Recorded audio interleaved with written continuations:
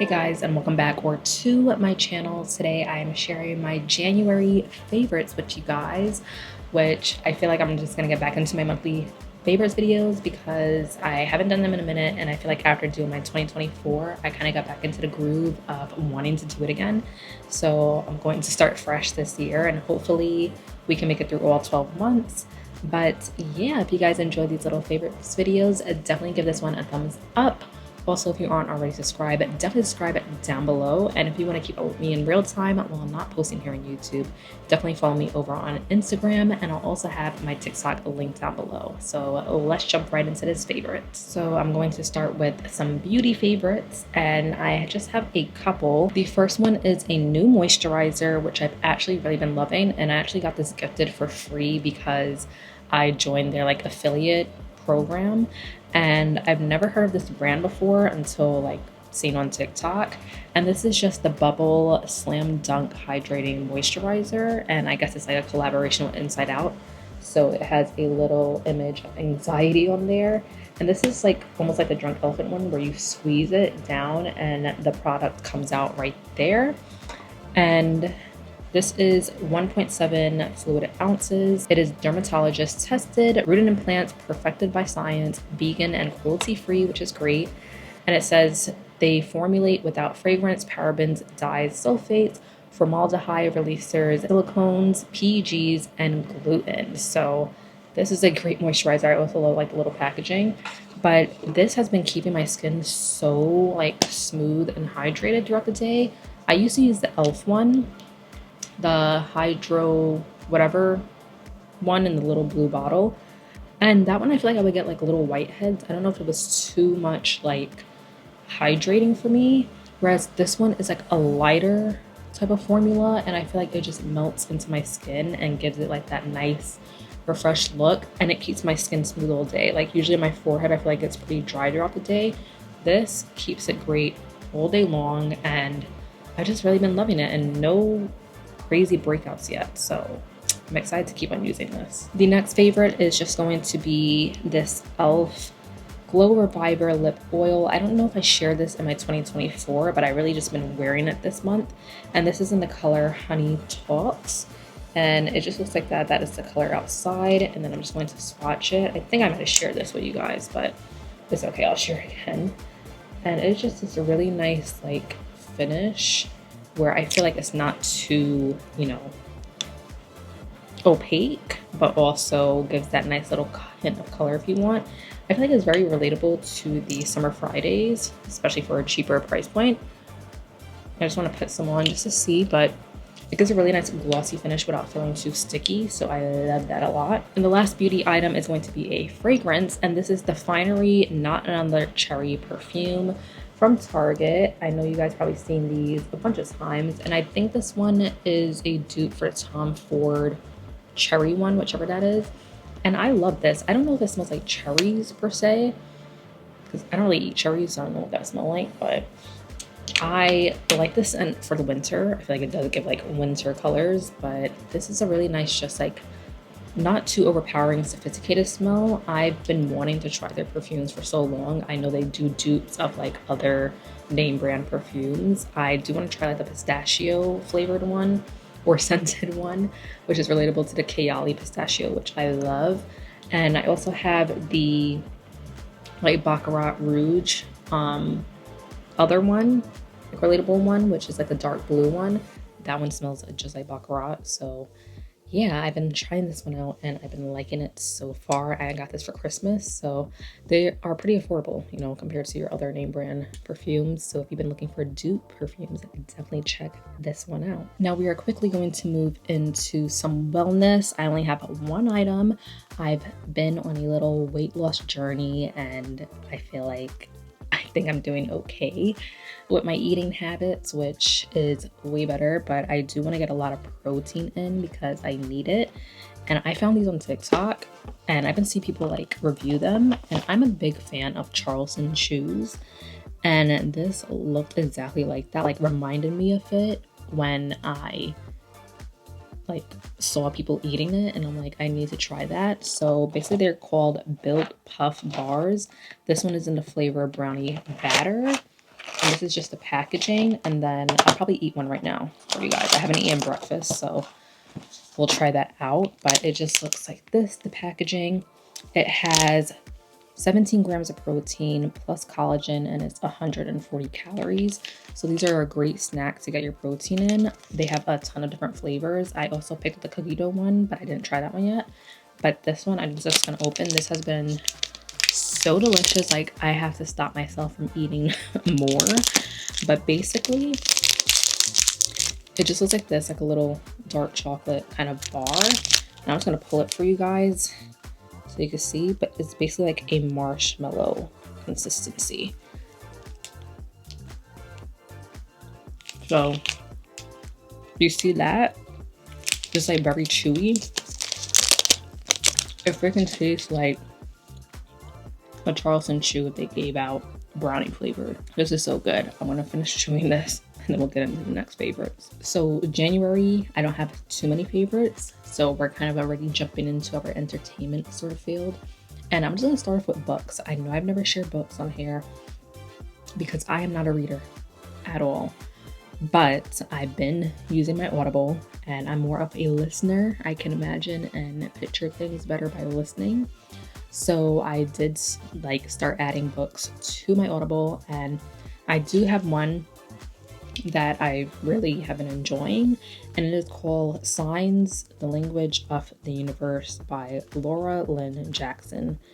And this book is very relatable to, let's say, if you have someone that passed on, or you're wanting to see signs of like that they're still around. And because I did lose a sibling last year, my brother, I feel like I just wanted to read something, you know, kind of relating to that. And you would think it's more of like it's gonna make it feel like super duper emotional and just down or whatever, but it's actually made me feel more lighthearted and happier, because it definitely gave me that like insight to know like, okay, they're still around, you know, like those little signs from the universe that they're still there, and you see things and it's like that relates to them. So it's just like different stories that this, like the author, she is a medium, so she's sharing like stories that she's had with random people where she's kind of channeling like, do you know someone that likes like cereal or whatever? And the guy's like, yeah, my son used to eat cereal all day, every meal. So it's kind of like sharing that they're there with them and like would remind them of stuff. So highly recommend that if you've ever wanted to like know about signs from the universe and coincidences that happen. But yeah, I've been loving listening to that one.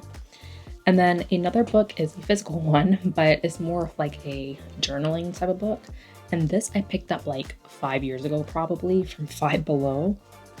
And I've just started using it. And it is 2 questions about me. It just looks like this. And it's basically like questions that they just ask you, like 2,000 questions, random questions. So one of them are, do you prefer chicken, beef, or seafood? I said seafood. Another one, how emotional are you? And I said right now, 60%. Have you ever had a health scare? I said yes, a tumor health scare. So just like crazy random questions about anything.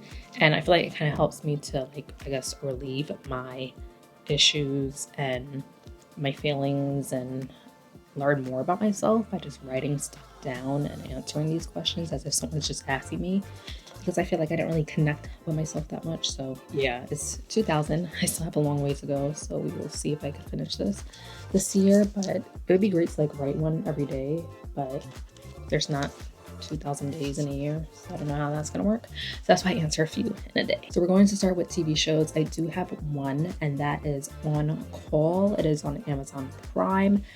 Now, I didn't watch like the first 2 episodes because my sister and her boyfriend were watching it first, and then I kind of saw them watching it, and then it looked really interesting, so I got into it. So I'm probably gonna go back and watch the first 2, but I kind of got the idea of the whole show because I watched most of the episodes.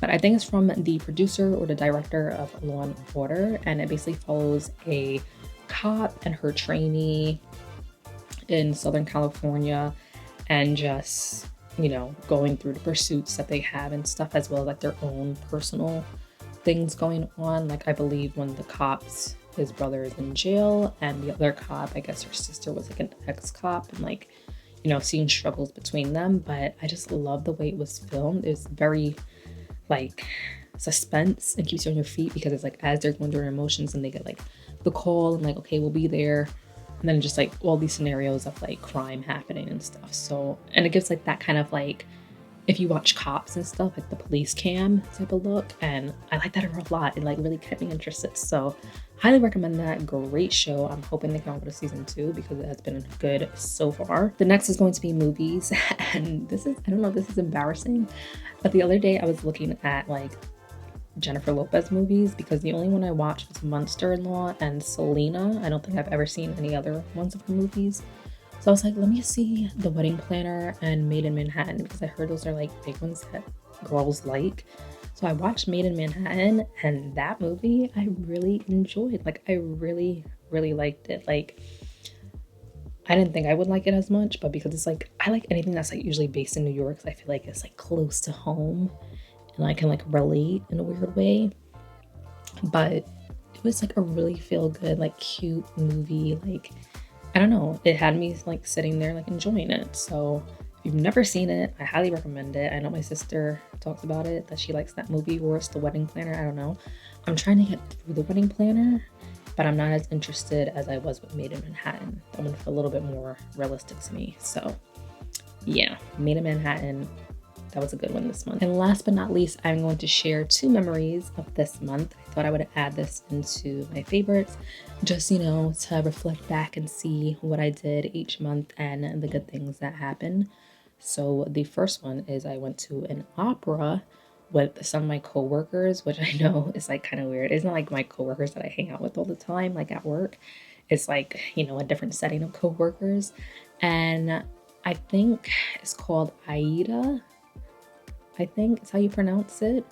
And we saw it at Lincoln Center, the Opera House, sort of Met Opera House or something. I'll put like a little image here. But I just thought that opera was just a guy in like a suit just singing opera, and that's it. I didn't know that there's like a almost Broadway kind of theme to it, like where they're doing like a whole show of theatricals and sets and stuff, and this one was so good. Like it was like an Egyptian setting, and I'm like, wow, this is amazing. Like it was pretty far to see them, but they have like subtitles in the seats in front of you, so even though it's in Italian, you can understand everything they're saying. So it's basically like a love triangle, this one, and it's of a servant who was a slave from, I think, Ethiopia, and she is a servant to the princess of the king of Egypt, I think, or something. And basically like his knight, the princess is in love with and hoping to marry, but the servant also likes him, and he likes the servant more than the princess. So, you know, it's like a whole love triangle, but it was really, really good. I almost got teary-eyed at the end. I don't know why. I guess it was just like relatable. Not like anything with the love part, but just like the ending. I don't want to ruin it for anyone that might want to see it or read up on it, but it was really good and I really enjoyed it. I'm not saying that I will go to an opera all the time now, but if the opportunity comes up again, I would probably try it out. My last memory is just a funny one, because I feel like everyone just thought it was the end of the world, as myself, and it would have to be the TikTok ban conundrum. I feel like this is something that we're gonna look back on in like 50 years and tell our grandkids, yeah, back in 2025, the brink of 2025, TikTok shut down for 12 hours. It was so crazy because I'm on there scrolling. I'm like, hey, people are posting their last videos, people from 2020, bringing back nostalgic videos I haven't seen since I was on there during COVID. And just like, oh my gosh, I love these videos, like whatever. And I'm scrolling and then I'm like, let me just see if it's shut down. And I swipe out the app and I go back in. And then notice pops up and I'm like, oh, okay. My sister is still on the live and she's still just scrolling through. So I'm like, oh, wow. You were just still working. Hers was working the whole night. I don't know how. I think she felt like she was the only one in all the United States that was still able to have her TikTok for some reason. And then the next morning I was like refreshing at night and then it started to change, like the notices, and I'm like, temporarily down now is weird.